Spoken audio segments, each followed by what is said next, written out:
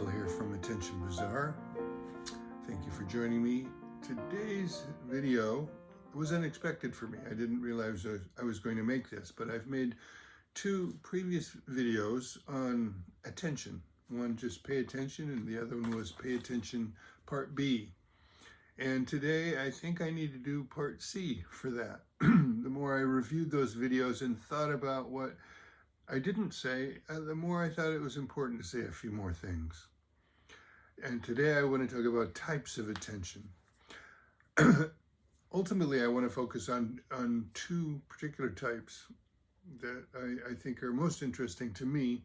But along the way, I'm going to name a few other types that I didn't explicitly differentiate before.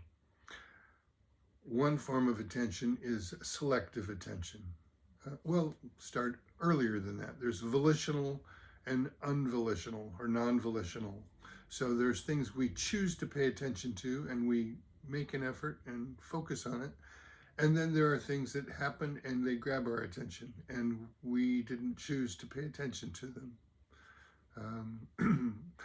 I'm going to guess that you're watching this and listening to my voice because you've chosen to. This is volitional attention.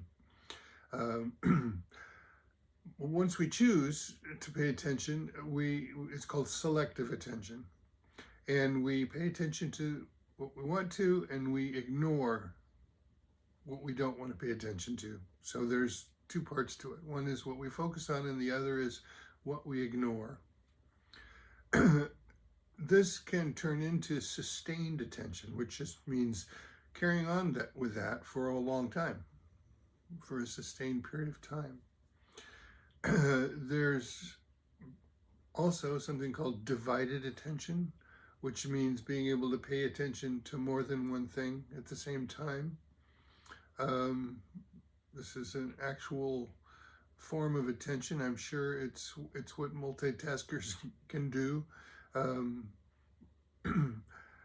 I think the quality of the attention on any of those two things may diminish by it being distributed across more than one thing, but it is a form of attention. And then there's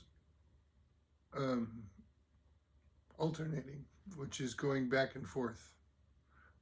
10 to 1, 10 to another thing that multitaskers can do. So in addition to volitional and unvolitional and selective, sustained, divided, and alternating, we can also consider our senses.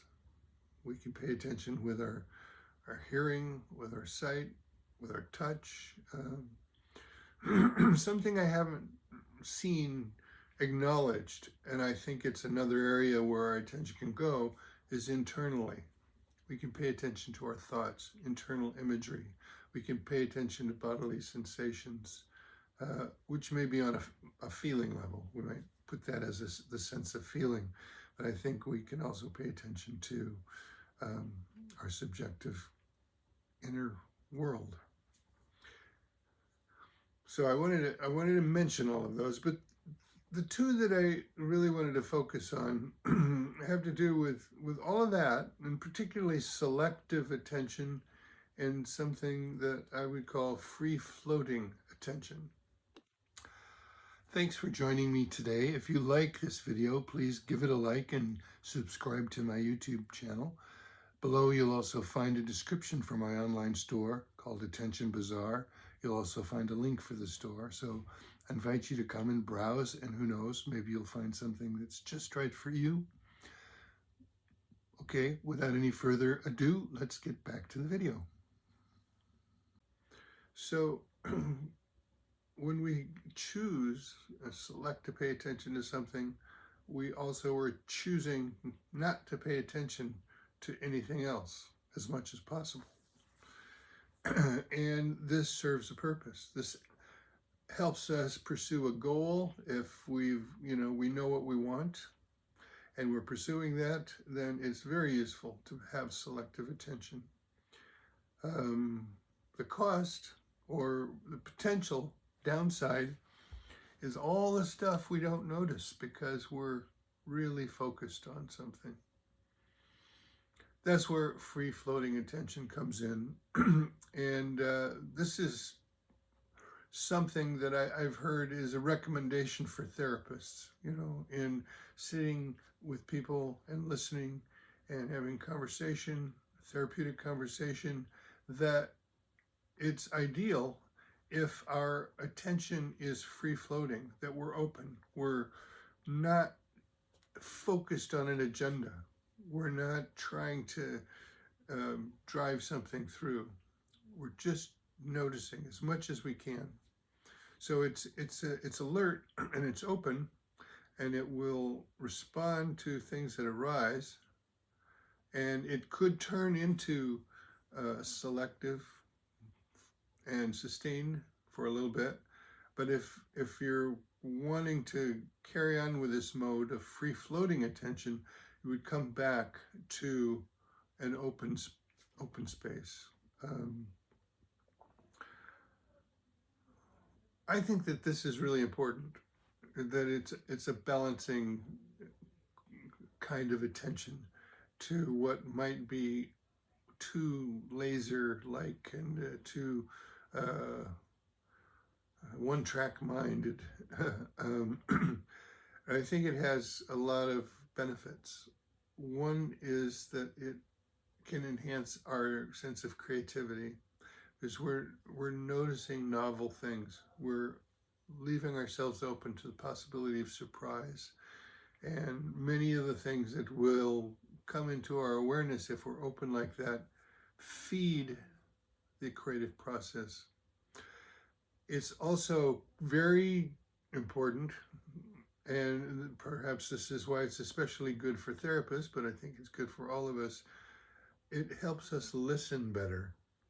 Instead of having an argument or a point of view or something that we are focused on in terms of communicating to the other person, it relaxes that so that we can be available. We can just listen. We can hear the tone of voice. We can see facial expressions, bodily movements that have meaning, and listen closely to words and really notice everything that comes up without having to block stuff out because we're on a mission to do something.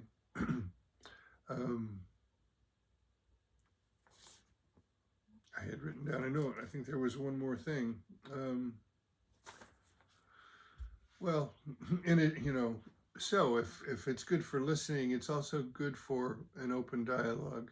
If two people are attending to each other in this way, who knows where the conversation can go? There isn't somebody who wins the argument and somebody who loses it. There is a back and forth and a kind of a spontaneous exchange that can lead both people, both minds, to new places that are not as easily gotten to with an agenda, with a really strongly selective attention.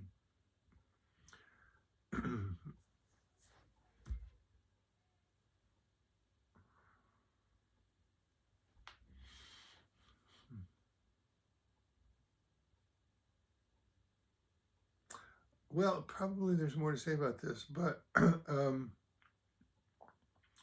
think I've gotten the basic idea across, along with the great variety of ways that we can pay attention and the faculties we have to pay attention with.